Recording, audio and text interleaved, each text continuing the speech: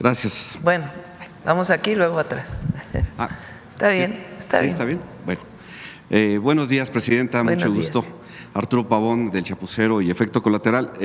Hablar del turismo comunitario habla mucho de que se tiene que mantener la identidad. ¿Qué es lo que está o estaría haciendo la Secretaría de Turismo para que pues esas comunidades que van a ser visitadas por otras culturas con más dinero o menos recursos, pero van a llegar a influir de alguna manera? ¿Qué acciones son las que están tomando para que no suceda eso, que no se pierda la identidad? Sí. ¿Quieres comentar algo, Sebastián? Brevemente, esto lo hemos planteado y es trabajarlo con las comunidades. Parte del turismo comunitario es que las comunidades sean quienes deciden quiénes van, cuándo, cuánta gente, la capacidad de carga, por ejemplo en los pueblos mancomunados en Oaxaca, y yo creo que las comunidades tienen toda la capacidad y la autonomía de decidir, pues queremos que vengan los visitantes, que tengan estas prácticas, que ellos pongan las reglas, etcétera. Entonces, nuestra forma de trabajar es escuchándolos y que las propias comunidades sean quienes ponen las reglas del turismo que se va a realizar dentro de sus territorios. Y el certificado ayuda mucho a la hora de que certificamos, de que damos el distintivo, esto le permite a las comunidades asegurar cierto nivel de calidad en los servicios que se va a prestar y además garantizar autenticidad, es decir, que no haya apropiación cultural, que alguien no simule ser un servicio comunitario, sino que verdaderamente sea de la comunidad. Es decir, ¿se eliminarían los intermediarios? Así es. ¿Por qué? Porque es directamente la comunidad quien presta el servicio, es la comunidad quien presta el servicio de transporte, de comercialización, de distintos tipos de servicios turísticos. Muchas gracias. Hay muchas experiencias en México de turismo comunitario, de ecoturismo, de turismo rural, distintas orientaciones del turismo comunitario. ¿Qué quiere decir esto? Que la propia comunidad opera los servicios turísticos y hay recursos que se distribuyen en la propia comunidad. Pedían mucho este certificado ellos, porque le da garantía al turista, pues primero de que en efecto es turismo comunitario, de que no hay apropiación por alguien más de algo que en realidad no es una comunidad originaria o una comunidad indígena o afrodescendiente, y además pues le da garantía al visitante de que son servicios de calidad y que lo que se está ofertando en efecto es lo que va a recibir. Entonces este certificado se pedía muchísimo y ahora entre Josefina y Sebastián pues han hecho este gran trabajo y además se puede dar capacitación, fortalecimiento, formación de distinto tipo que requieran las comunidades para poder operar de mejor manera sus servicios. ¿Podrían tener el sello Hecho en México como servicio? Sí. Gracias. Me quedo sentado por el tiro de las cámaras. Ayer asistimos a la conferencia de prensa del secretario de Seguridad Pública Ciudadana, en donde nos dio pues bastantes cifras en las que vemos una gran desproporción en cuanto a lo que está haciendo México por atender el problema de la inseguridad con lo que está haciendo el gobierno de los Estados Unidos. Allá se pueden detener algunas cuantas armas, unas cuantas personas, y aquí son miles, y esperamos que ya se estén acabando porque siguen siendo muchos. En este sentido, Estados Unidos le mete muchísimo a detener a nuestras hermanas y hermanos migrantes. En cambio, pues lo que venga de allá para acá, las solicitudes de gente que está allá, pues no se hace caso. Es el caso de, por ejemplo, de Rafael Saga, quien en años anteriores recibió hasta 5,000 millones de pesos por parte del Infonavit, ahora está demandado por el SAT. Sin embargo, él sigue con su vida de lujos allá en Estados Unidos, en Miami. Entonces, ¿por qué Estados Unidos se puede dar esa licencia de no apoyar también las extradiciones que se solicitan de acá? Bueno, hay que decir que, primero que ahora hay más incautación de lo que había, es muy poca todavía, de armas de Estados Unidos a México. Y ese es parte de lo que trabajamos permanentemente en las mesas y en el diálogo, que aquí trabajamos para disminuir el tráfico de drogas hacia los Estados Unidos, evidentemente por todo tipo de razones y principalmente por razones humanitarias, porque no queremos que en ningún país del mundo los jóvenes se acerquen a las drogas y particularmente al fentanilo, que tiene tantas consecuencias, y que ellos tienen que hacer su parte, porque allá, como lo he dicho varias veces, hay comercialización ilegal del fentanilo. ¿Quién vende el fentanilo en las ciudades de Estados Unidos? En Filadelfia, que queda del otro lado, en el este. ¿Cómo llega hasta allá el fentanilo? ¿Quién lo distribuye? ¿Quién lo vende? El lavado de dinero en Estados Unidos, porque ¿dónde queda ese dinero por la venta de fentanilo y de otras drogas? Entonces ellos tienen que hacer su parte también en los Estados Unidos y nosotros hacemos nuestra parte, y es parte o es esencia de lo que hemos estado conversando en las mesas, que la colaboración y la cooperación pues tiene que ver también con la operación en cada uno de los países. Ahora, el día de ayer se detuvo a un exdirector de Pemex, que era parte pues de las alertas que existían, y es bueno, lo van a deportar y pues ya será juzgado aquí en México por temas de corrupción.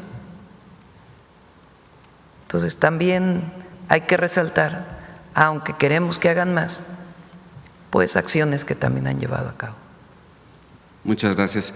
Y por último, hace unos días el periodista Ricardo Sevilla publicó contratos por 27 millones de pesos con el gobierno de Morelos en cuanto a beneficiar a empresas de Ricardo Salinas Pliego. Ahí la pregunta sería, ¿qué está pasando? Porque pues los detractores como Salinas Pliego golpean con la izquierda y cobran con la mano derecha, o ¿cómo sería? Pues vamos a averiguar esta información que nos da. Gracias. Ya por último, Tamara Enaine, Claudita, nos pidió que le entregáramos una invitación para su nueva puesta en escena. La vamos a dejar con su equipo de comunicación. Muchas gracias. Gracias. Sí. Atrás. Presidenta, qué gusto saludarla. Ramón Ramírez Gutiérrez, de Noticieros El Reloj. Tal parece que esta conferencia está hecha para mi estado, Oaxaca, porque Oaxaca creo que si algo simboliza es el abatimiento de la pobreza. No pude ver ahí los índices de Oaxaca, pero es, creo, el estado que simboliza la reducción de la pobreza. Teníamos en la región donde usted visitó, la Mixteca, los 10 municipios más pobres de México. Ahorita, afortunadamente, con los 5,000 millones de pesos en infraestructura carretera, se está batiendo esto, que ha sido una situación que ha lacerado a los pueblos originarios. Pero todavía tenemos, a pesar de este avance, todavía hay rezagos en esta materia, Presidenta, y el principal tema es carreteras. Yo sé que usted lo sabe, no sé hasta dónde alcance la inversión este año y el próximo año, y esa es mi pregunta. La principal petición, usted lo ha escuchado en todas sus giras, son carreteras. Le estoy hablando de la otra parte de la Mixteca, que ojalá próximamente nos visite, como de la Sierra Norte, como de la Sierra de Flores Magón, y preguntarle, Presidenta, si habrá más inversión en carreteras para Oaxaca y para la Mixteca, donde todavía están los municipios más pobres de México. Sí, estamos trabajando en la Mixteca, la zona Triqui también, y hacia Musgos, en la rehabilitación de toda la carretera, y luego de ahí hacia la montaña de Guerrero, que también se están mejorando las carreteras, y también en la Mixteca Poblana, que es una carretera muy importante que también se está desarrollando.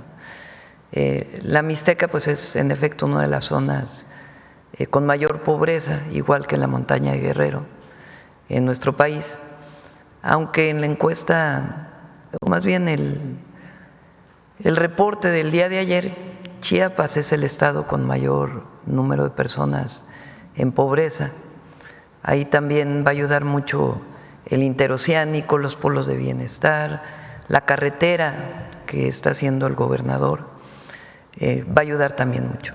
Pero bueno, en este caso en Oaxaca, son esas carreteras, es una inversión permanente durante todo el sexenio, no solamente este año, y además los caminos artesanales. Recuerden que este año estamos destinando más de 3,000 millones de pesos para caminos artesanales.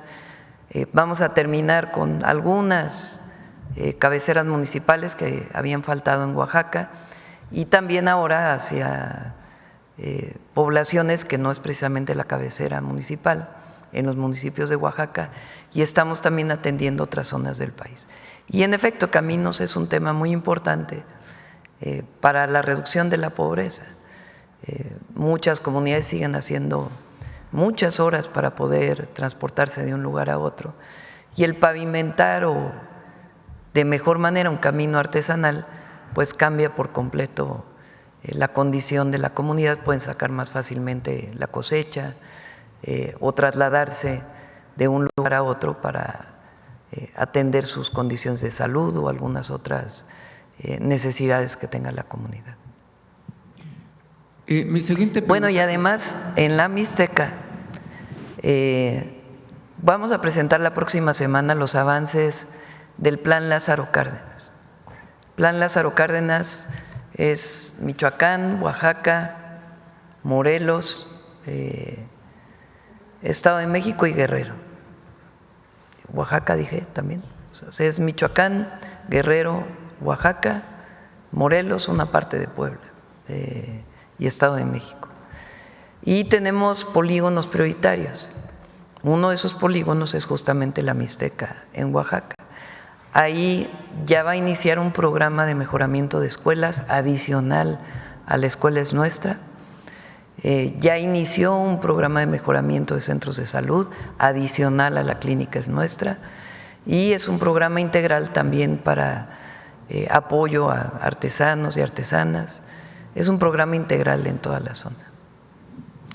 Plantas de tratamiento de agua, Huajuapan tiene una planta de tratamiento de hace muchísimos años que está abandonada, ya se está interviniendo. Entonces es un programa integral para la zona con planes de justicia. Pues ojalá tengamos más, se tenga más información de estas plantas de tratamiento, lo necesitan muchos municipios, creo que no solamente de Oaxaca, sino de México.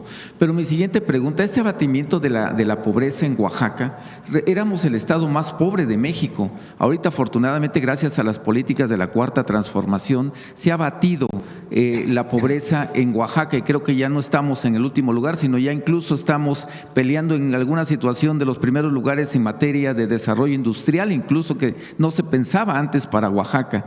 Bueno, pero mi siguiente pregunta tiene que ver precisamente con el turismo comunitario. Oaxaca, con su encanto de sus pueblos originarios, de sus etnias, de sus templos, de sus pueblos históricos, de las ciudades que están catalogadas como ciudades heroicas, por ejemplo, Huajuapan de León, Tlaxiaco, Juchitán, donde pues se ha vivido la historia de México, se ha vivido en Oaxaca. Pero, Presidenta, preguntarle, ¿qué pueden hacer los ayuntamientos para tener acceso, las autoridades comunitarias, para tener acceso, además de la certificación, además de esto, no solamente ver el turismo que viene del extranjero, sino ver el turismo interno? Ya no hablemos tanto del turismo incluso nacional, sino del turismo entre comunidades.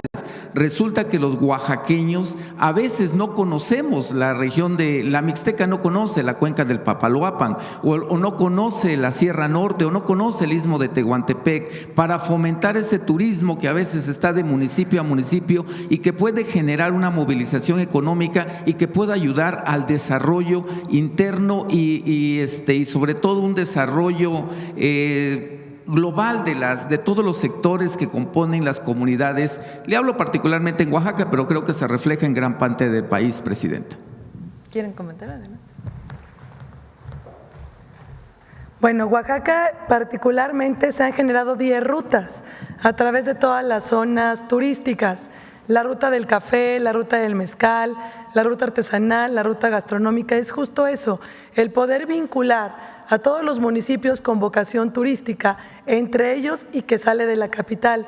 Acabamos durante la Guelaguetza de inaugurar un tranvía que recorre del Zócalo a los diferentes municipios con estas diferentes rutas que permiten que los propios oaxaqueños conozcan su estado. El decirte que con Oaxaca la presidenta y el gobierno ha hecho una gran conectividad turística. Acabamos de tocar también Huatulco, estamos en grandes proyectos, pero a ver, tienen ya carretera a 2 horas al aeropuerto, a la ciudad. Entonces eso hace que hoy las 10 rutas estén conectadas. Entonces también ya están comercializándose, salen del centro de la ciudad de Oaxaca y que una a los diferentes municipios y regiones. Y te muestra todo lo grandioso, el crisol de las culturas que es Oaxaca. Presidenta, ya por último, bueno, nada más, Oaxaca se enorme, estas 10 rutas parten del centro de la ciudad, pero únicamente van a los municipios conurbados de Oaxaca, a Tlacolula, a Mitla, pero se necesita una situación más integral de todo el estado. Pero bueno, Presidenta, mi última pregunta tiene que ver, el día de ayer vimos al diputado Monreal que hizo un señalamiento hacia el presidente de la Suprema Corte de Justicia de la Nación electo, Hugo Aguilar, nuestro paisano oaxaqueño, indígena como nosotros, y pues lo vimos en redes, se difundió. ¿Qué opina usted de este hecho? Pero también, yéndonos más de lo que dice en las redes, ¿qué piensa usted del anuncio que hizo el presidente de la Suprema Corte de estas dos formas de tomar protesta como presidente de la Suprema Corte? Una institucional adentro de las instalaciones y otra, bueno, seguramente es lo que marca la ley, y otra que va a ser, creo, en el Zócalo de la Ciudad de México, con la invitación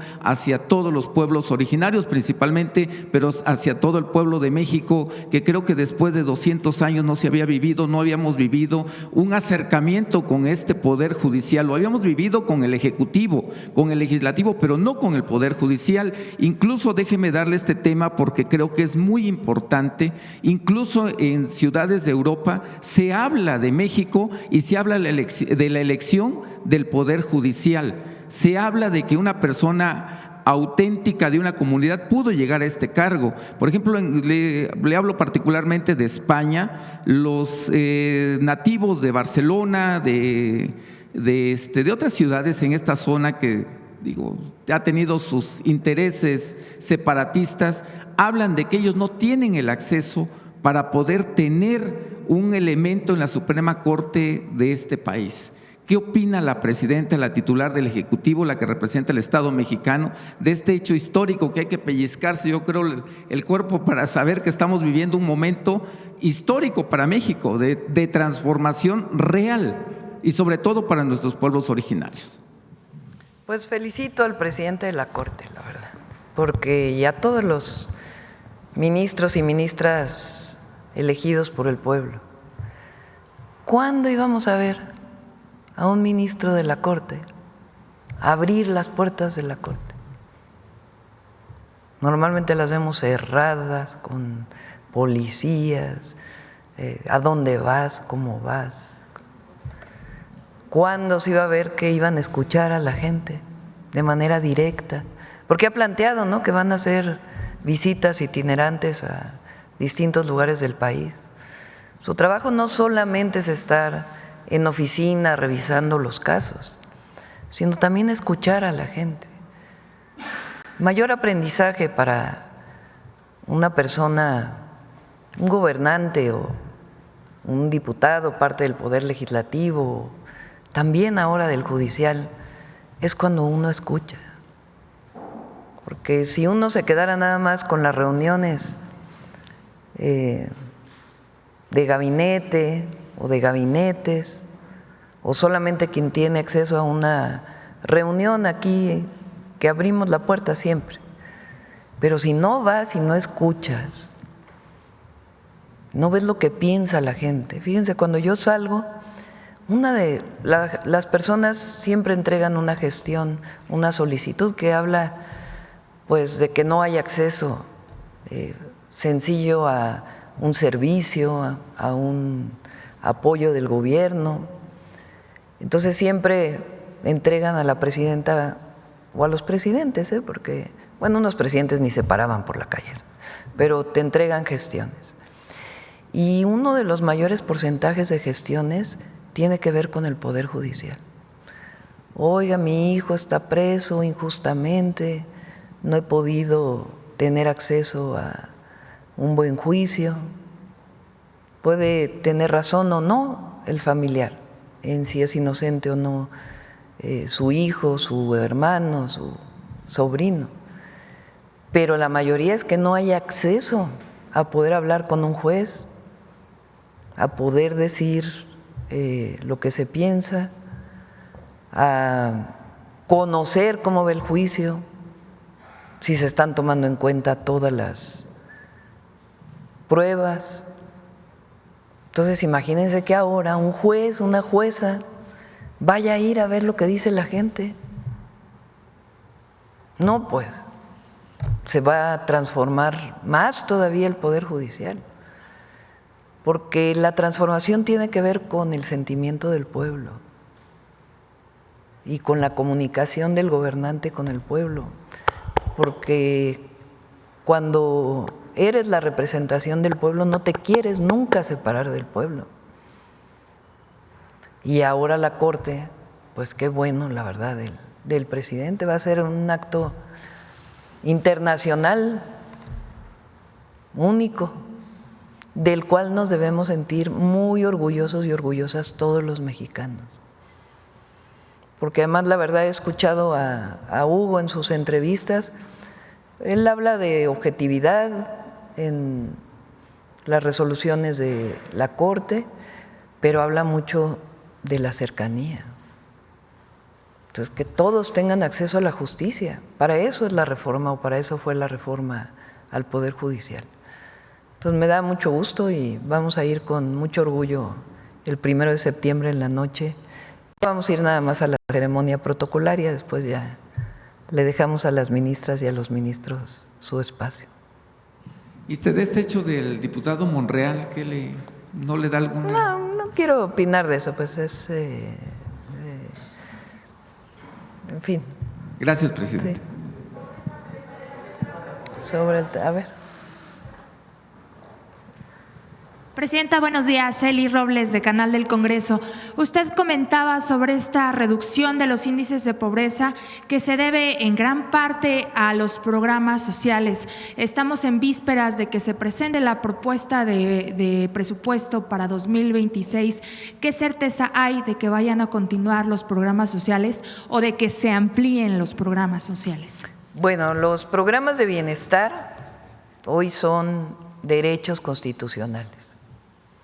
El que sean derechos constitucionales quiere decir que deben estar hasta que a alguien no se le ocurra cambiar la Constitución. Ya no solo depende de la voluntad o la convicción de un gobernante, ya son derechos constitucionales. Entonces, la pensión adulto mayor no solamente debe mantenerse, sino todo aquel que cumpla 65 años debe tener acceso y nunca debe disminuir la pensión respecto a la inflación, es decir, debe seguir creciendo para por lo menos mantenerse en los montos que hoy tiene. Igual el apoyo a personas con discapacidad, las becas para jóvenes de preparatoria, el apoyo al campo, jóvenes construyendo el futuro, sembrando vida, todos esos programas hoy están en la Constitución. Además, hay 3 nuevos programas que nosotros planteamos. La pensión Mujeres Bienestar, que ya todas las mujeres de 63 y 64 tienen su pensión, más de 1 millón de mujeres, y ahora está la inscripción. A ver si te dice, Ariadna, ¿cuántas ya se inscribieron? De 61, 62 y 63, son cerca de 4 millones de mujeres, es universal. Y el programa de becas para niños y niñas, ya todos los adolescentes de secundaria tienen su beca, la beca Rita Cetina, y vamos a primaria el próximo año, y el programa Salud Casa por Casa. Y ya vamos a enviar, una vez que estén completos, la iniciativa para que sean constitucionales también. ¿Se estaría enviando para que entre en vigor el próximo año, Presidenta? Vamos a cumplir y una vez que todos reciban su apoyo, en ese momento enviamos la iniciativa. Hablando del presupuesto, se ha especulado más ¿Qué bien. nos falta? La primaria, que vamos el próximo año a todos los niños y niñas de primaria. Gracias, Presidenta. Se ha especulado acerca de esta propuesta de ley de aduanas que va a incrementar los montos recaudatorios. ¿Tendrá algún comentario al respecto? Por cierto, no lo puedo dejar pasar. Sí recuerdan, ¿verdad?, a la derecha, a los conservadores, sobre los programas de bienestar, que en la campaña aseguraban que se iban a mantener, que no iban a modificarse. Tan solo pasó la elección, el entonces presidente del PAN, hoy senador, dijo claramente que se equivocaron, que ellos nunca han estado a favor de los programas de bienestar. A ver si encuentras esa entrevista por ahí, para que la podamos pasar, que ellos nunca estuvieron de acuerdo con los programas de bienestar. O aquella famosa frase de Fox, bueno, sí, se sacaron sangre para decir, ¿verdad? Que no iban que ellos iban a mantener la candidata del PAN, del PRIAN, perdón. Y luego, pasadita la elección, es muy importante para todos los que nos escuchan. Pasadita la elección, el presidente del PAN diciendo: me equivoqué, nos equivocamos, nunca deberíamos de haberle dicho a la gente algo con lo que nunca estuvimos de acuerdo. O sea, que no están de acuerdo con los programas de bienestar. O aquella famosa frase de Fox, que la decíamos mucho en la campaña, que decían que todos los que recibían un apoyo eran una bola de flojos, lo dijo con otra palabra, que todos los adultos mayores que reciben su pensión eran flojos. Lo dijo desde que fue presidente, criticando el programa de adultos mayores que hizo en su momento López Obrador cuando fue jefe de gobierno, que todos eran flojos los que recibían programas de bienestar, que nosotros sencillamente consideramos que son derechos del pueblo de México el tener una pensión universal. Claro, después andan cobrando sus pensiones, ¿verdad? Se forman ahí, todos los que criticaron ahí están formados para recibir su tarjeta. Entonces, que no se nos olvide eso, porque quien olvida puede cometer los mismos errores. Gracias, Presidenta. Y ya vieron, época del neoliberalismo, más de 50% de mexicanos en la pobreza. Época de los mayores ingresos petroleros del país. Y al mismo tiempo aumento de la pobreza. O sea, que el modelo de que si se riega arriba algún día llega abajo, que es teoría de los neoliberales, hay textos escritos, pues en realidad nunca ocurrió. En cambio acá, cuando se apoya desde abajo, a todos les va bien. Gracias, Presidenta. En cuanto a esta ley de aduanas… Digo acá en la Cuarta Transformación. Adelante. La ley de aduanas. Sí. Ha aumentado ya mucho la recaudación en aduanas, 180,000 millones de pesos este año, en lo que va del año nada más. Y vamos a cambiar algunos temas que tienen dos objetivos. Uno, que haya corresponsabilidad de todos los que participan en las aduanas, en que las aduanas funcionen bien y que no haya corrupción. Desde el servidor público que está a cargo de una aduana hasta los agentes aduanales, que son quienes certifican, es como un notario, certifican lo que viene importado, por ejemplo, y antes pues no eran corresponsables, Ahora van a ser todavía más corresponsables de que en efecto lo que se dice que viene, viene y que se paguen los impuestos correspondientes. Y la otra, se ha abusado mucho de una figura que existe en México derivada del tratado comercial con Estados Unidos, que son las empresas IMEX, que son las que se dedican a la exportación esencialmente. Estas empresas no pagan IVA para poder facilitar la exportación, pero se tiene que garantizar que en efecto, pues lo que importan, por ejemplo, que llega a México, pues todo tiene que ver con algún valor agregado que se le pone en México y todo va a exportación. Tienen permisos temporales de importación. Bueno, se ha abusado mucho de estos permisos temporales y hay mercancía que llega de fuera y se vende en México y entra con permiso temporal para no pagar IVA. Entonces, también se va a cambiar para que se garantice, manteniendo pues las ventajas que tiene el tratado comercial con Estados Unidos. Por ejemplo, si viene de Estados Unidos una mercancía, aquí se le hace algún valor agregado y luego se regresa a Estados Unidos, pues que siga teniendo todas las facilidades.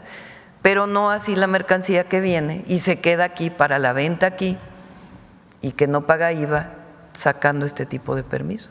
Entonces va a poner orden, más orden todavía, del que ya puso el presidente López Obrador, del que hemos puesto hasta ahora, para que las aduanas funcionen mejor, sean más eficientes y al mismo tiempo pues haya menos corrupción. Gracias, presidenta. Y dos temas más. El lunes quedó formalmente instalada esta comisión especial de la reforma electoral. Después de esta reunión con Pablo Gómez, se habló por casualidad de algún posible trabajo en conferencia con el Congreso, así como se hizo con la ley de desaparición forzadas, con la ley del Instituto, de Telecomunicaciones. Esto porque platicamos en entrevista con el diputado Víctor Hugo Lobo, presidente de la Comisión de la Reforma Electoral, y nos comentó que iba a buscar un acercamiento con esta comisión y con ustedes para que se trabajara en conferencia. Presidenta, ¿tiene algún comentario? La comisión va a recibir a todos y se puede trabajar con el Congreso, no tiene ningún problema.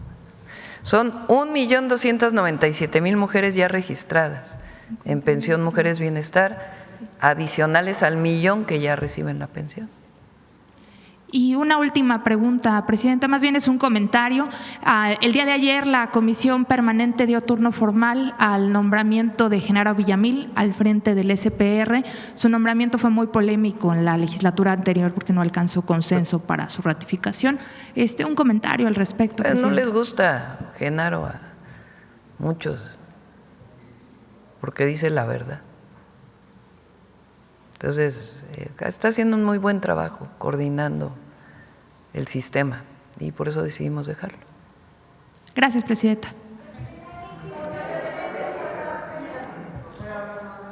¿Quién más? A ver, aquí.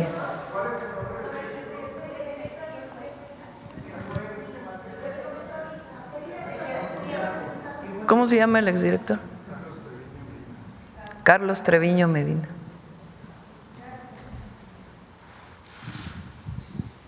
Tiene que ver con el caso Overdrecht, con las denuncias de Lozoya.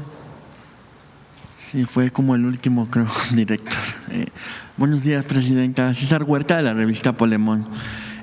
Como pues usted mencionó, esta hazaña de la reducción de la pobreza, presidenta, se dio durante un sexenio donde hubo una pandemia que no es cosa menor. La derecha en ese momento criticó las políticas públicas del presidente AMLO y de mantener los programas sociales.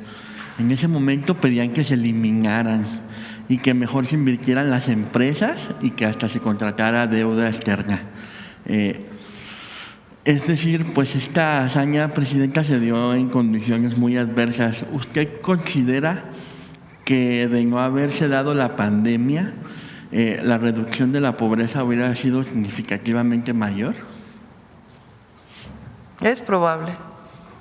Ahora, recuerden que durante la pandemia por el cierre de las empresas que se tuvo que hacer para evitar contagios, el PIB en el 2020 cae como 8%, una caída fuertísima. Y se recupera prácticamente en el 21, 22.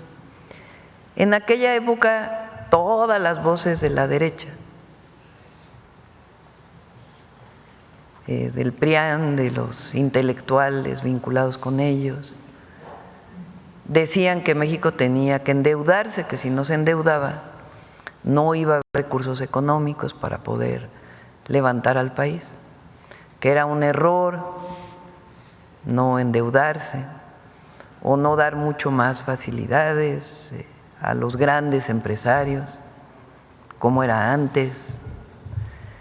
Y el presidente López Obrador decidió que no aumentara la deuda y apoyar a los de abajo, mantener los programas de bienestar y un programa muy intensivo que se hizo de créditos pequeños a pequeñas empresas, comerciantes, pequeños comerciantes, taxistas, incluso apoyo a meseros. En la ciudad también dimos algunos apoyos. Y se recuperó la economía muy rápido, incluso con felicitaciones internacionales a México por el manejo macroeconómico en aquel momento. Y dio resultados, Entonces, esto es producto de aumento en la inversión pública, de los programas de bienestar, aunque digan que no, tienen que ver, es de los programas de bienestar y del aumento al salario mínimo. O sea, recuerden todo lo que se decía, que si aumentaba el salario mínimo iba a haber inflación. Bueno, aumentó el salario mínimo y no hubo inflación y siguieron las inversiones. Entonces, es una política que tiene una palabra, o tiene dos. Una es justicia, justicia social, y la otra es bienestar. En la Cuarta Transformación luchamos, trabajamos todos los días por el bienestar del pueblo de México. ¿Qué quiere decir bienestar? Que ningún mexicano vive en la pobreza. Después de 36 años de neoliberalismo, donde lo único que se generaron fueron más pobres en el país. Entonces es extraordinario, es una hazaña del sexenio del presidente López Obrador y de la Cuarta Transformación. Gracias, Presidenta. Y bueno, la derecha anda muy alborotada, Presidenta. No, tengo que hacerle estas preguntas porque… Pero ya Reina ya ayer dijo, no, no pinta la derecha. Exacto. Sí, ya no pinta, como dijo. Hace un par de días, Presidenta, Claudio X González… Ya ni nos acordábamos. Declaró que los debates que se plantearán en la Comisión Electoral para la Reforma pues son una cortina de humo para legitimar una visión autoritaria. Dijo también, asumiéndose como la sociedad civil, que defenderá la democracia y la libertad y no descarta movilizaciones para impedir que la reforma que se presentará en la comisión pues no resulte regresiva, sino, dice él, que lo hará pues para que sea progresista. Ya es progresista. Presidenta, ¿usted vislumbra estas manifestaciones que dice Claudio X González contra la reforma electoral? A ver si encuentran los dos videos. Uno del que era presidente del PAN, Marco Cortés. A ver, pásalo ese. Y luego hay un video donde Claudio X González habla de los maestros, pidiendo prácticamente la represión.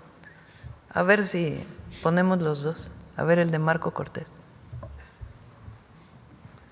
¿Qué pasó? Caímos en la trampa de los programas sociales. Me estoy incluyendo, ¿eh? Es quien da más. El PAN tiene 4 principios fundamentales: bien común, persona humana, solidaridad y subsidiariedad. La subsidiariedad enseña a pescar, no des el pescado permanentemente, y caímos en la subasta.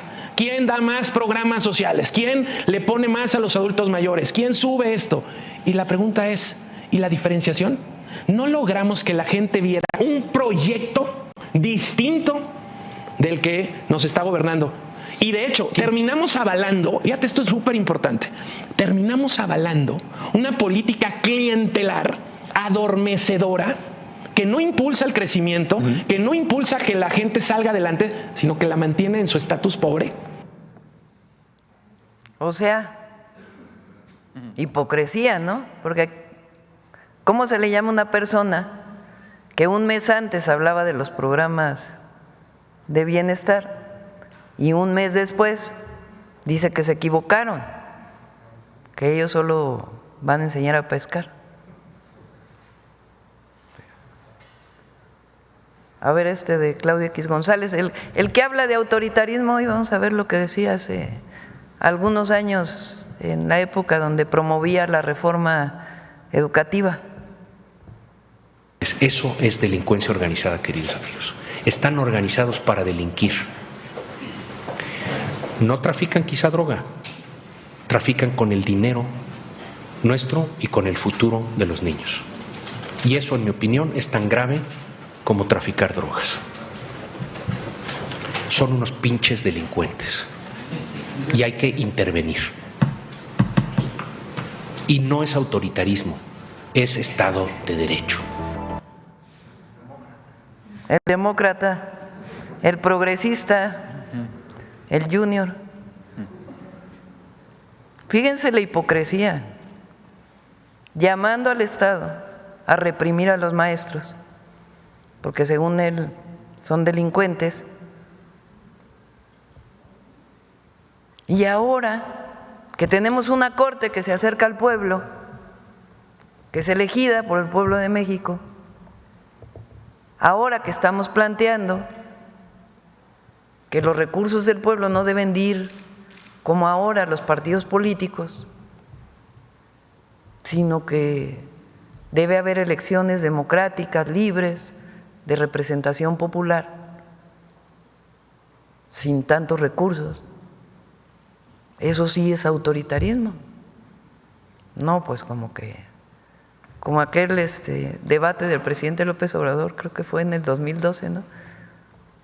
Que sacó un papel, El mundo al revés, así más o menos. Presidenta, y pues otro de los que están también muy alborotados es el exconsejero presidente del INE, Lorenzo Córdoba, quien pues afirmó que usted y su gobierno están enojados. Dijo que ese enojo es producto del amparo que ganó para que no se le mencionaran los libros de texto, cuestión que consideró anticonstitucional.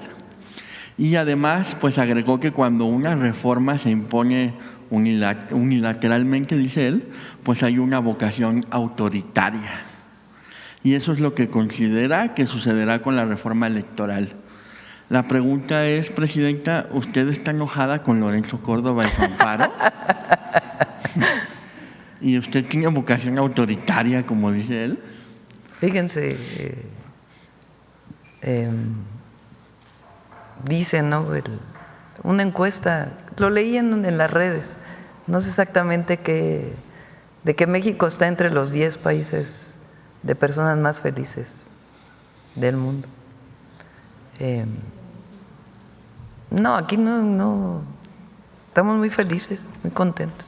Imagínense con la noticia de ayer, ¿cómo no va a estar uno orgulloso? No, pero sí le indigna a uno, la verdad, que un presidente del INE hable como habló de una persona indígena. Sí, indignante sí es muy indignante. ¿Cómo es posible que siendo presidente del Instituto Nacional Electoral se dirija despectivamente, de manera racista, clasista, a una persona que habla una lengua originaria? No, pues eso sí indigna, la verdad. Pero vamos a ver la lucha por la democracia. Toda la vida luchamos por la democracia nosotros, toda la vida. Nuestro movimiento, desde el éxodo por la democracia de Andrés Manuel López Obrador de Tabasco a México exigiendo elecciones libres, hasta el 2006, voto por voto, casilla por casilla.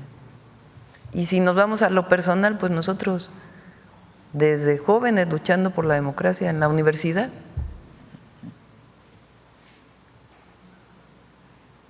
Entonces, no, autoritario es aquel que cree que tiene la representación del pueblo sin tenerla. Y por último, Presidenta, pues hoy el FBI… Bueno, y que habla como el Junior, ¿no? Diciendo que se reprima a los maestros. Eso no es autoritarismo, es Estado de Derecho. Se cae por sí solita el argumento. Y por último, Presidenta, pues hoy el FBI ha devuelto al gobierno de México un manuscrito robado que fue firmado por el conquistador español Hernán Cortés.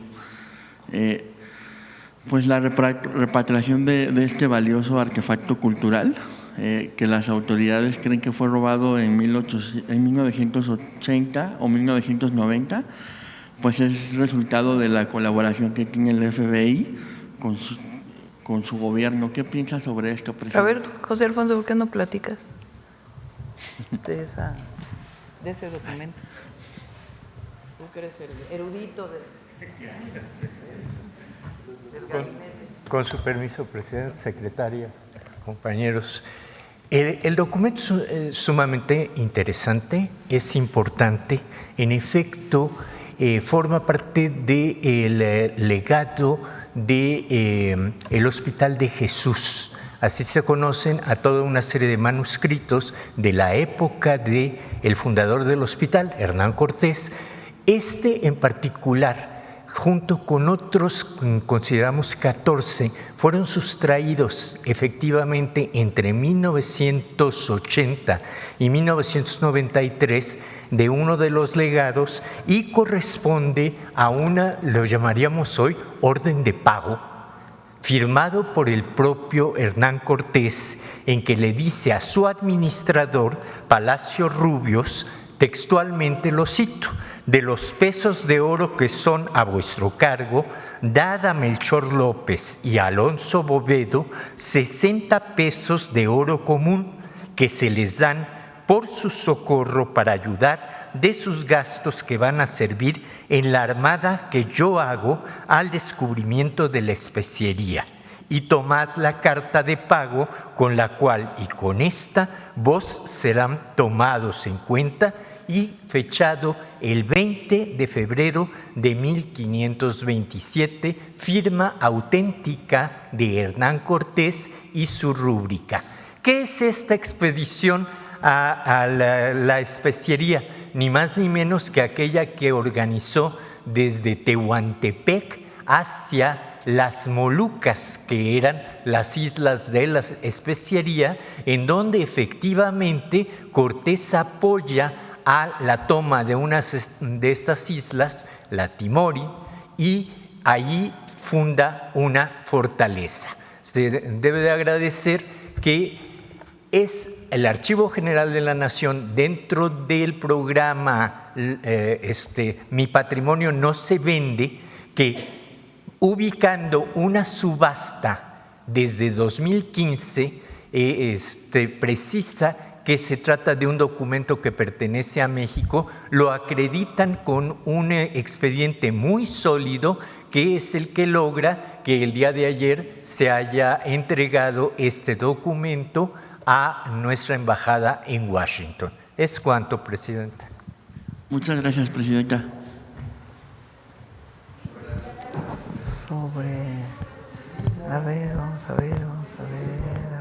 A ver aquí.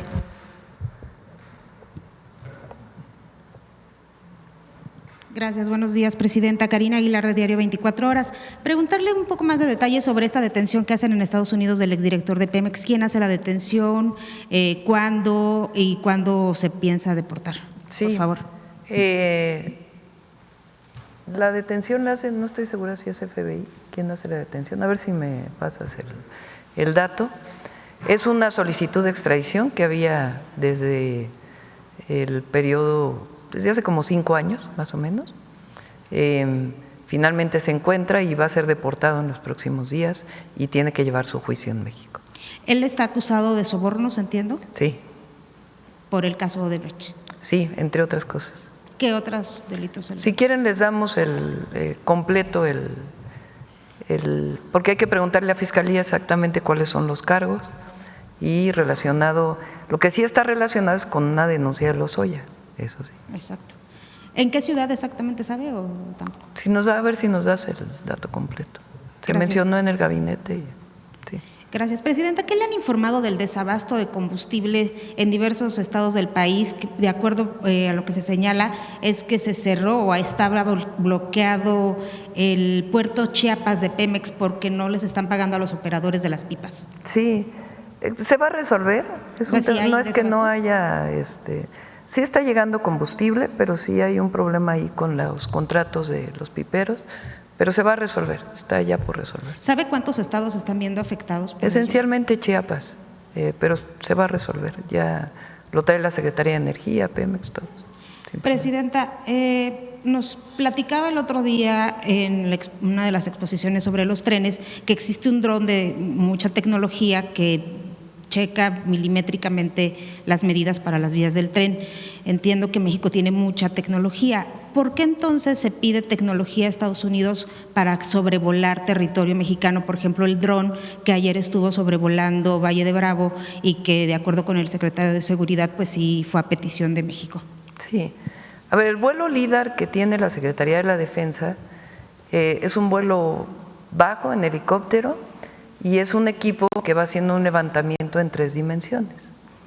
Se usa principalmente, bueno, tiene muchos usos y se usa también para construcción en particular o para cambios de uso de suelo, otros temas también. Es un equipo que funciona a baja distancia y que va haciendo este levantamiento.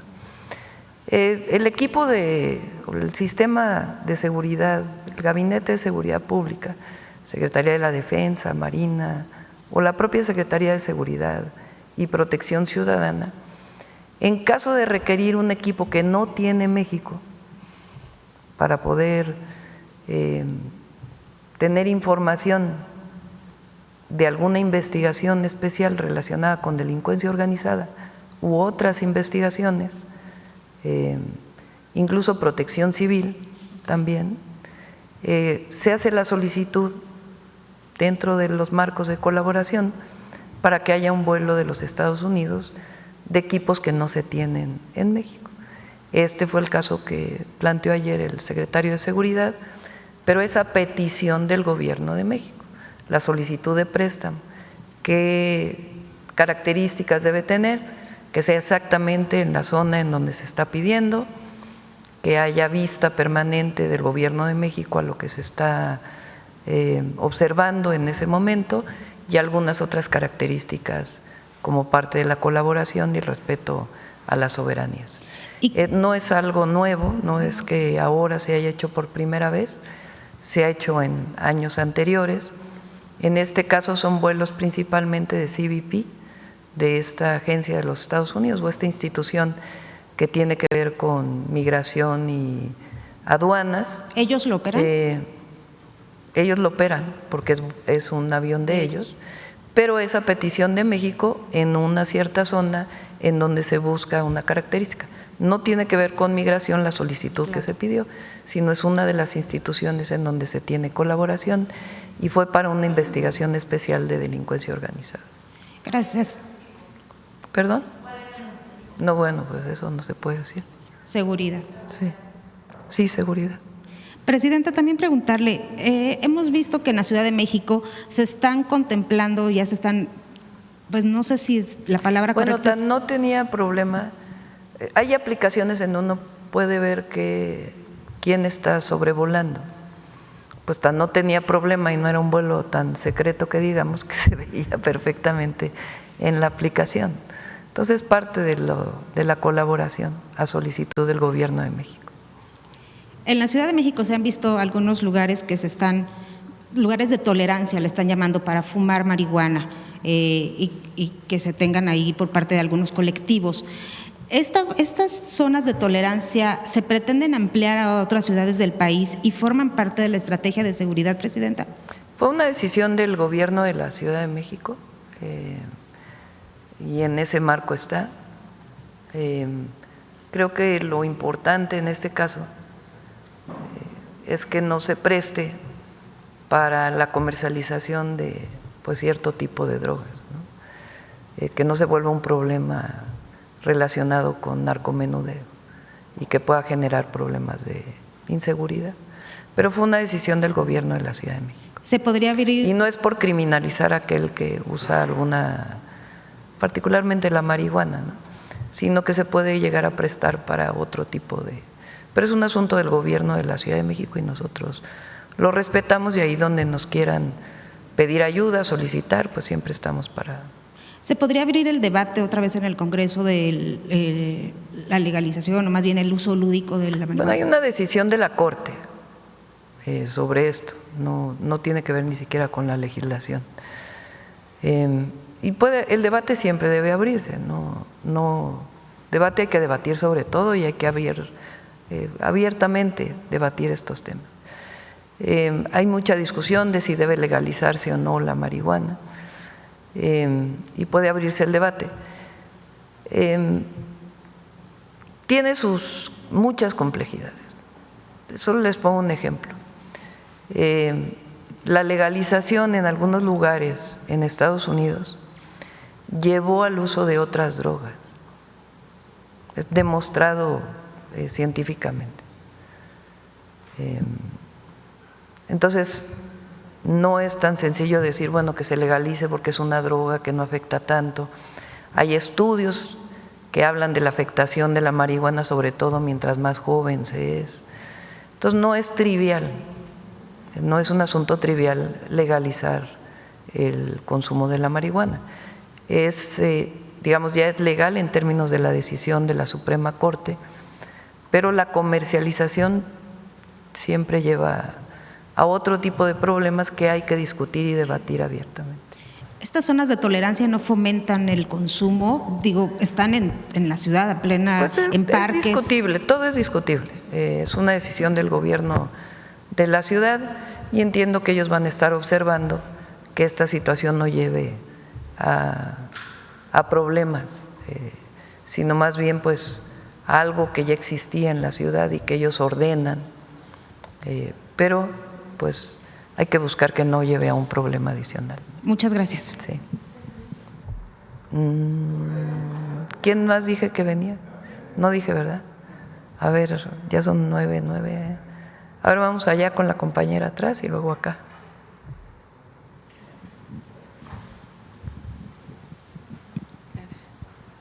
Buenos días, presidente. Judith Sánchez Reyes de Perspectivas MX y Grupo Milet.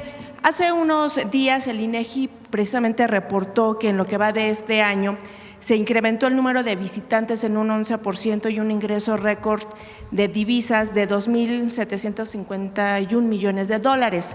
Además de que la promoción del turismo comunitario, ¿qué otras acciones se están tomando en cuenta para mantener esta tendencia y cómo contribuyen estos esfuerzos en turismo en cuanto a la disminución de la pobreza?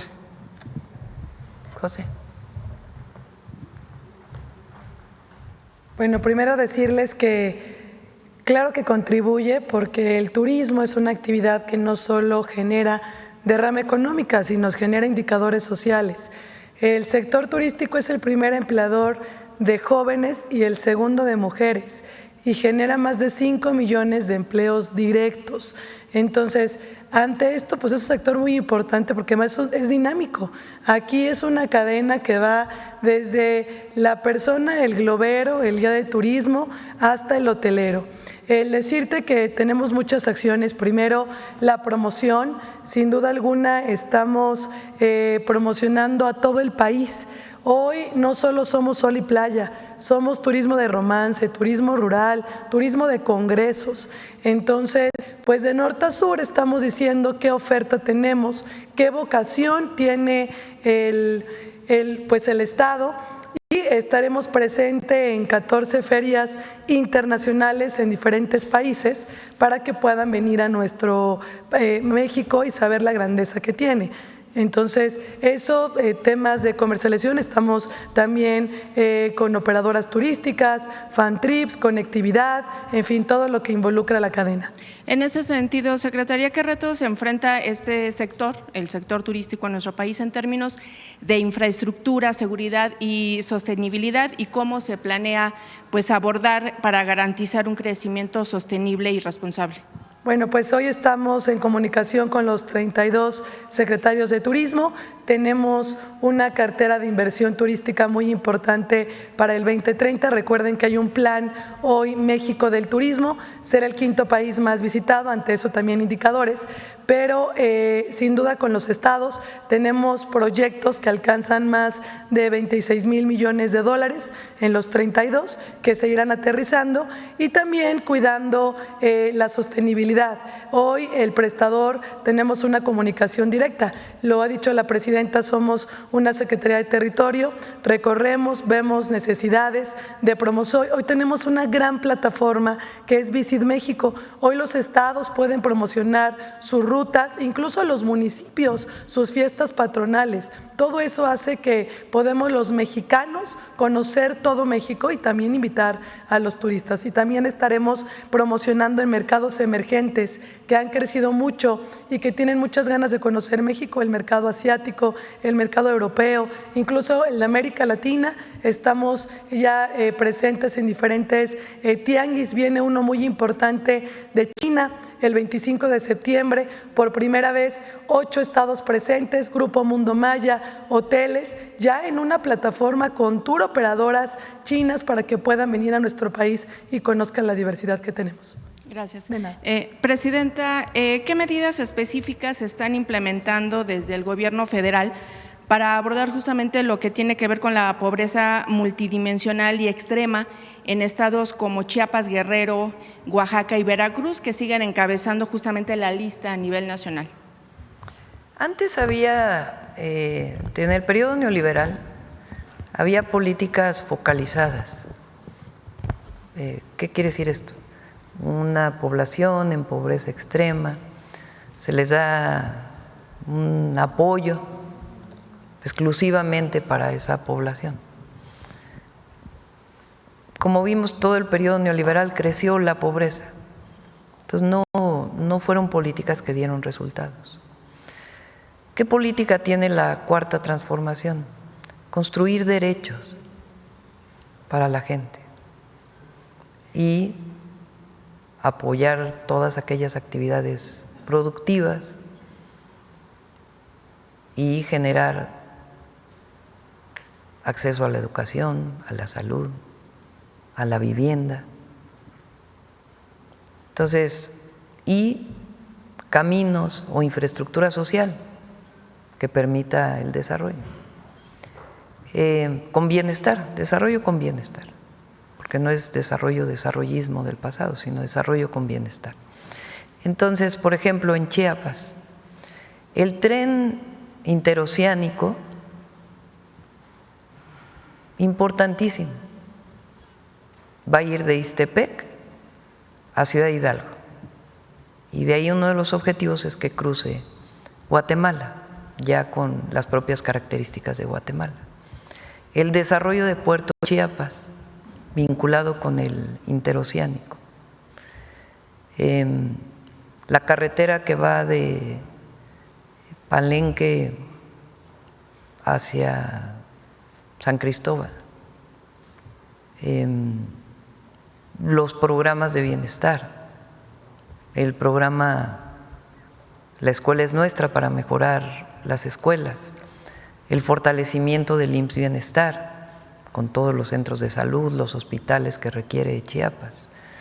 Y además un programa muy importante ahora, que es que le estamos dando recursos directos a las comunidades indígenas para que ellos decidan en qué lo ocupan para infraestructura social. Este es nuevo completamente y se deriva del cambio en la Constitución al segundo constitucional de reconocimiento a los pueblos originarios. Hoy tienen un presupuesto directo las comunidades para agua, para caminos, de acuerdo a la población y la situación de pobreza en la que están. Entonces, todo esto va a ir mejorando. Oaxaca fue 20% la disminución de la pobreza, 20% o más de 20%, de 65.7 a 43.9.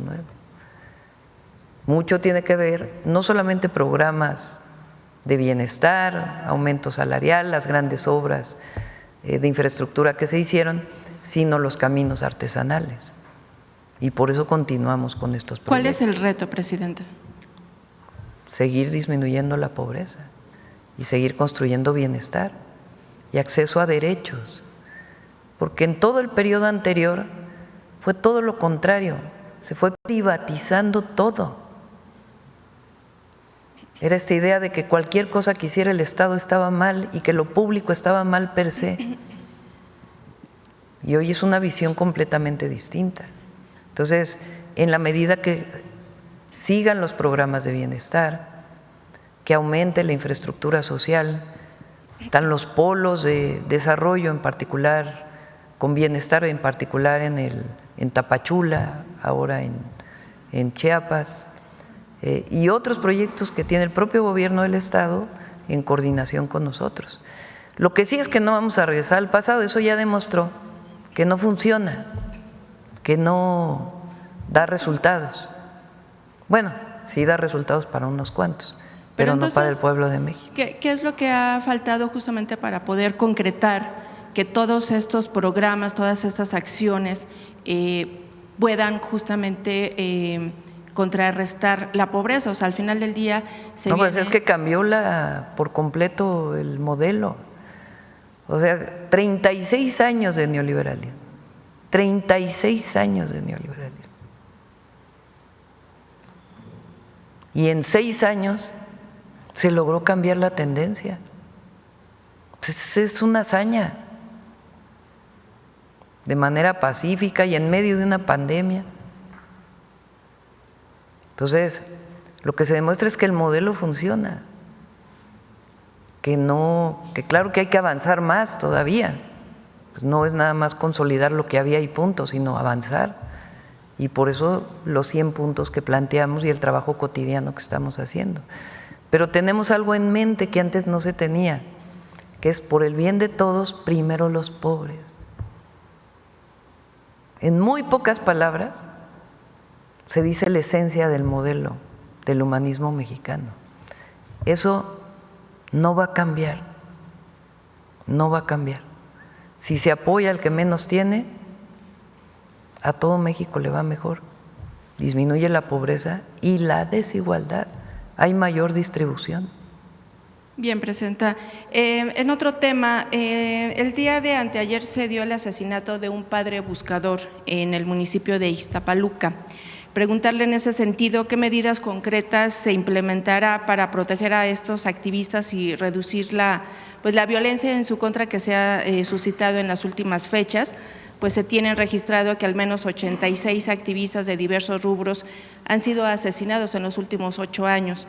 ¿Cómo hacer que el mecanismo de protección realmente pueda cumplir ese objetivo y pues cómo se piensa también abordar la impunidad en los casos de asesinatos de buscadores, buscadoras, para garantizar realmente que se investiguen los hechos y pues se detengan a los criminales? Está trabajando ahí la Fiscalía del Estado de México y en coordinación con el gabinete, y Rosicela ha estado haciendo un gran trabajo, la Secretaria de Gobernación. Ella se ha reunido con todos los colectivos, ahí donde se requiera apoyo se da apoyo, está en comunicación constante con los familiares de personas que buscan a sus hijos, a sus familiares, y ahora se está en el proceso de implementación de las nuevas leyes para atender casos de desaparición y apoyo a personas que buscan a sus familiares.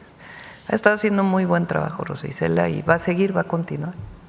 Sí, Presidenta, el día de ayer, bueno, no tuve la oportunidad de hacerle esta pregunta a la secretaria Rosaura Ruiz, pero bueno, me gustaría hacérselo a usted. ¿Cuál es el estado actual de la vacuna Patria y si ya hay fecha de salida para que este biológico esté disponible para la población en general, tomando en cuenta, bueno, que ya en octubre comienza pues el periodo, ¿no?, de influenza el martes invernal? Viene Secretaría de Salud y pueden contestarte cuántas vacunas están adquiriendo. El martes que venga Secretaría de Salud. Si nos pudieran dar, obviamente, en ese sentido de la vacuna Patria, y si también nos puedan confirmar o más bien compartir cuáles han sido los factores que ha provocado justamente pues el retraso de este biológico. Sí, el martes, Secretaría de Salud. Gracias, Presidente. Bueno, dijimos que acá, ¿verdad? Sí, gracias, Presidenta Duarte de Sonora Power. Bueno, evidentemente el modelo, como usted lo manifiesta, funciona y funciona muy bien. La disminución, bueno, hay distintas conclusiones, ¿no?, de este estudio que presenta el INEGI. El mismo INEGI dice que la pobreza multidimensional reduce en 13.400.000 personas, pero hay otro resultado por ahí que me parece muy notable, que la pobreza económica se reduce en 17 millones de personas. Creo que es un tema muy interesante, ¿no? Mire, en el caso de Sonora, déjeme decirle, así como mi compañero de Oaxaca, bueno, presume sus datos, pues yo también quiero hablar de los míos. Y en este caso es bien interesante porque en Sonora se redujo en un 50% la pobreza.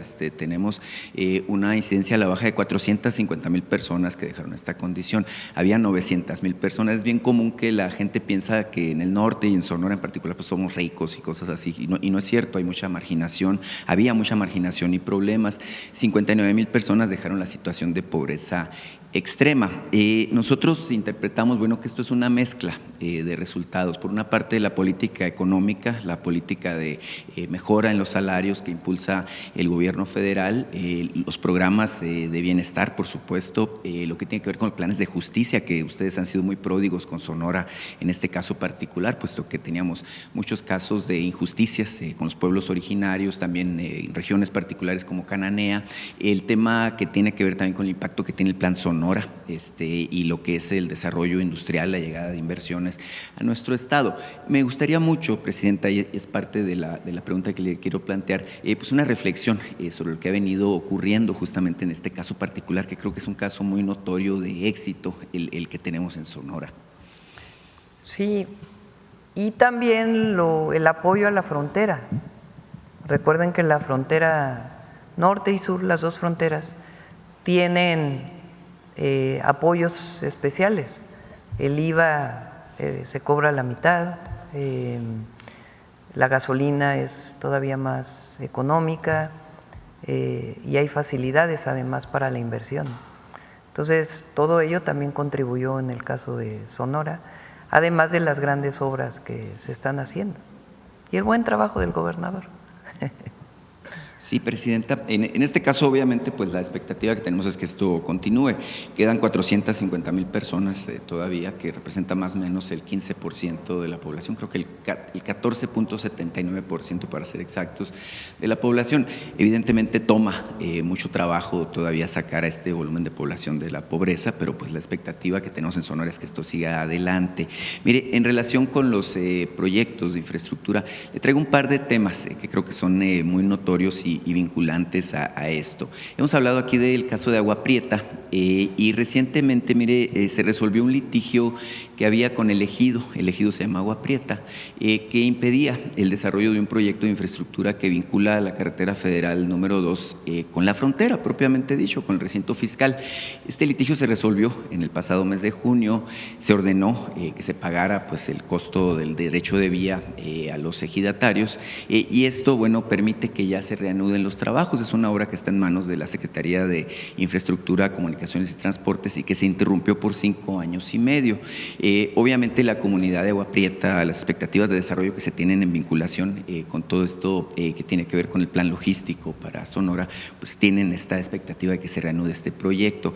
Y bueno, en este caso particular también hay otro tema relativo a Guaymas. La última vez que conversamos aquí hablábamos del caso de Guaymas, del desarrollo del puerto, el almirante secretario daba detalles importantes de cómo se va a ampliar justamente hasta Empalme y cómo, bueno, pues se va a consolidar esta infraestructura. Me contactó, fíjese, y es muy interesante esto porque creo que incluso… Por cierto, a ver si pones la foto, ayer estuve en la… Nada más que no subimos la foto a la red, a ver si la subo al rato. Estuvo el gobernador de Sonora, el gobernador de Durango y el gobernador de Coahuila con las asociaciones ganaderas, porque estamos trabajando con ellos por el tema del cierre de la frontera en diversas opciones. Entonces, nada más pon la foto a ver si… porque ahí estuvimos. Sí, justo para cerrar tengo ese tema de la ganadería, sí. Pero si me permite, mire, me contactó un fondo de inversión que busca participar en el tema de la ampliación del puerto de Guaymas. Es un fondo canadiense, incluso de este asunto pues está enterado, tengo entendido, el embajador Cameron Mackay de Canadá, en un tema en donde ellos, bueno, lo que plantean es la posibilidad de participar como inversionista. Es un fondo de inversión privado que tiene más de $600 mil millones en sus distintos fondos o mecanismos de inversión y que tiene que ver con el Consejo de Negocios de Arizona y justamente con una empresa canadiense totalmente que se llama Logistec, que son especializados justamente en la gestión de proyectos de infraestructura portuaria. Ellos cuando escucharon todo lo que se está diciendo aquí sobre Guaymas, lo que se está planteando, bueno, pues dicen, nosotros tenemos un interés muy definido para participar en estos proyectos de ampliación y manejo justamente de lo que es la infraestructura portuaria, incluso con el tema del manejo de contenedores, lo que tiene que ver con la carga especializada en minería y otros aspectos. Entonces, en este sentido, Presidenta, más que cualquier otra cosa es preguntarle si hay apertura a disposición de su gobierno justamente para escuchar este tipo de propuestas, de iniciativas de empresas privadas. Normalmente se concursa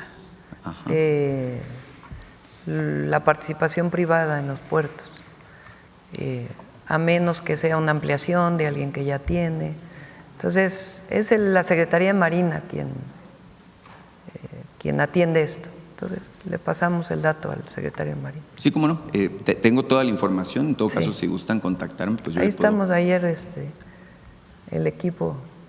Nomás había una mujer, apenas me estoy dando cuenta, en la reunión. Pero estamos viendo cómo apoyamos en distintas opciones para resolver el tema. Esperamos de todas maneras que se abra pronto. Hay mucha comunicación entre el secretario Verdeguer y la secretaria de Agricultura de Estados Unidos, pero son buenos proyectos para estos 3 estados adicionales. No, ya hasta después cuando lo anunciamos. Sí, con el tema justamente de la ganadería, Presidenta, pues es obvio que el cierre persistente todavía de la frontera al cruce de ganado pues genera una preocupación. Sí vimos con mucho interés la presencia del gobernador Alfonso Durazo junto con el presidente de la Unión Ganadera Regional de Sonora. No sabía yo que habían estado también los gobernadores de Chihuahua, de Durango. De Coahuila y Durango. Coahuila y Durango, pues también haciendo esta gestión. Son efectivamente pues son los estados ganaderos, ¿no? Por excelencia que exportan a los Estados Unidos. Justo ahora que estuve yo en mi tierra, me buscó un grupo de ganaderos, de productores del sur del estado, planteándome este tema, ¿no? Que evidentemente hay mucha preocupación porque ya son pues prácticamente todo el periodo de exportación de ganado el que ha estado detenido. El flujo se cierra, tengo entendido, ahora a fines de agosto. Y bueno, me dicen, además tenemos 3 años con el problema de la sequía, ¿no? Lo cual, bueno, tiende a agravar la situación. Ellos, más allá obviamente de las gestiones importantes que hace el gobernador Alfonso Durazo, plantean incluso la necesidad de que haya una declaratoria de estado de emergencia, incluso por ya está lloviendo, efectos. ¿no? Allá en Sonora. Ajá. ¿No está lloviendo? ¿Perdón? Ya está lloviendo, digo. Bueno, sí está lloviendo, ¿cómo no? Pero las presas todavía no llegan sí, pues a niveles aceptables. Pero es un mucho mejor año que los años anteriores, sí. Sí, como no, me pidieron que le deje una carta donde le planteemos la realidad Vamos ya. que vive el gremio. Muchas gracias, Presidenta.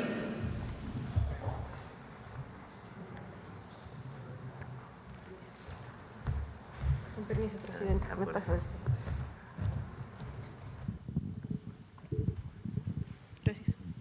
Muy buenos días a todas y a todos. Va una pista de la mujer que vamos a hablar el día de hoy. Se encuentra en nuestro billete de 1,000 pesos. ¿La reconocemos? ¿Quiénes están en nuestro billete de 1,000 pesos? Carmen Cerdán, Madero y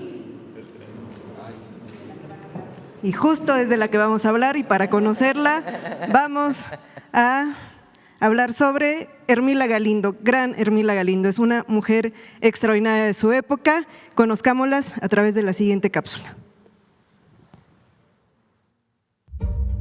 Hermila Galindo Acosta fue una revolucionaria feminista, política y aguda pensadora mexicana. Nació el 2 de junio de 1886 en la hacienda de San Juan de Avilés, Durango. Hermila se formó en taquigrafía, mecanografía y telegrafía en la Escuela Industrial para Señoritas de Chihuahua. Huérfana de ambos padres, a los 16 años tuvo que empezar a trabajar dando clases. Sus preocupaciones por la situación del país y de las mujeres la llevaron a incorporarse en 1906 al Club Admiradoras de Juárez. 3 años después, asistió en Torreón a un acto donde el abogado Francisco Martínez Ortiz leyó un discurso en el que exaltaba la figura de Juárez y atacaba la dictadura de Porfirio Díaz. El alcalde de Torreón ordenó recoger el original para evitar su difusión, pero Hermila Galindo lo registró taquigráficamente y lo dio a conocer en Durango y en Coahuila. Comenzó así a hacer propaganda en grupos antirreeleccionistas. Hermila Galindo se mudó a la Ciudad de México en 1911, donde trabajó como profesora y como secretaria particular del general Eduardo Ay, un revolucionario cercano al entonces presidente Francisco Ignacio Madero. En 1913, Venustiano Carranza llamó a las armas para combatir al gobierno golpista de Victoriano Huerta. El ejército constitucionalista entró victorioso a la capital del país el 20 de agosto de 1914. Hermila, en representación del club Abraham González, fue designada para dar la bienvenida a Carranza. Su discurso impactó al líder revolucionario, quien le pidió que fuera su secretaria particular. A partir de entonces, Hermila desarrolló una intensa actividad política para difundir los principios del constitucionalismo y del feminismo. Incansable, recorrió prácticamente todo el país y creó consejos feministas en la mayoría de las entidades de la República. También viajó al extranjero y escribió para el periódico El Pueblo, órgano oficial del constitucionalismo. En 1915, Hermila Galindo fundó y dirigió el semanario La Mujer Moderna. En 1916, participó en los 2 congresos feministas de Yucatán. No asistió físicamente, pero envió sus ponencias para que fueran leídas. Los temas que defendió giraron en torno a los derechos políticos y a la educación sexual de las mujeres, lo que desató una intensa polémica. Hermila también pidió que se aprobara el voto de la mujer en el Congreso Constituyente de Querétaro, pero los diputados rechazaron la iniciativa. Aún así, Hermila decidió lanzarse como candidata a diputada por el Distrito V del entonces Distrito Federal, en las elecciones de marzo de 1917, argumentando que si bien la Constitución de 1917 no les daba a las mujeres el derecho explícito al voto, tampoco se los negaba, dado que el genérico masculino, ciudadanos, las incluía. No obtuvo la victoria, pero marcó un precedente en los cuestionamientos sobre el lenguaje y los derechos de las mujeres. El 21 de mayo de 1920, tras el asesinato de Venustiano Carranza, Hermila Galindo abandonó sus actividades políticas. A pesar de ello, siguió activa en el mundo de las ideas y el arte que le apasionaban. En 1940, recibió la Medalla al Mérito Revolucionario. Hermila Galindo falleció el 19 de agosto de 1954. Sin embargo, unos meses antes, vio realizado uno de sus más grandes anhelos. Las mujeres obtuvieron el derecho a votar en 1953. Para Hermila Galindo, la ciudadanía plena de las mujeres era un asunto de estricta justicia, convencida de que solo cuando las mujeres tuvieran acceso al voto, podrían organizarse para defender sus intereses, los intereses de sus hijos y los de la humanidad. Yo creo que vamos a escuchar de Hermila Galindo en muchas ocasiones porque en verdad fue una extraordinaria política, defensora, impulsó el derecho al voto, una final triste porque la reforma fue en 1953, ella fallece en 1954, al siguiente año, y las votaciones, las primeras veces en las que mujeres participan a nivel federal es en el 1955, es decir, ya no tuvo la oportunidad, estuvo muy cerca y si nos damos cuenta estuvo desde el inicio por la lucha del sufragio, 1916, desde que estaba el Congreso Constituyente, ella estaba afuera del teatro diciendo que se tenía que legislar en favor de las mujeres. Y bueno, es multifacética. Para cerrar, solo me gustaría, porque va a ser una mujer fundamental, que leamos su obra, que leamos todas las publicaciones como las que estuvo dirigiendo, pero en particular tiene una sobre la educación de las mujeres, que es con la que me gustaría cerrar. Generalmente se procura en la mujer el desarrollo de lo que se llama vida del corazón y del alma, mientras se descuida y omite el desarrollo de su razón. El vulgo de los hombres quéjase de ello porque personalmente lo sufre, pero nadie actúa pues están petrificados en el prejuicio y les asusta un cambio radical en las leyes y una completa modificación en las costumbres. Un pudor malentendido y añejas preocupaciones privan a la mujer de conocimientos que no solo son útiles, sino indispensables, las cuales, una vez generalizado, serían una coraza para las naturales exigencias del sexo. Me refiero a la fisiología y a la anatomía, que deberían ser familiares en las escuelas y en los colegios de enseñanza secundaria y que se reservan únicamente a quienes toman a la medicina como profesión. Hermila Galindo, 1916, pugnaba por la educación sexual, que fuera un contenido obligatorio en las escuelas de educación elemental y sobre todo en los colegios para señoritas. Así es que también una de las pioneras en la lucha por la educación sexual en nuestro país. Muchísimas gracias. Gracias, buen día. Vamos a la cuarta sección del Bosque de Chapultepec en un ratito para inaugurar un ciclo en la Cineteca.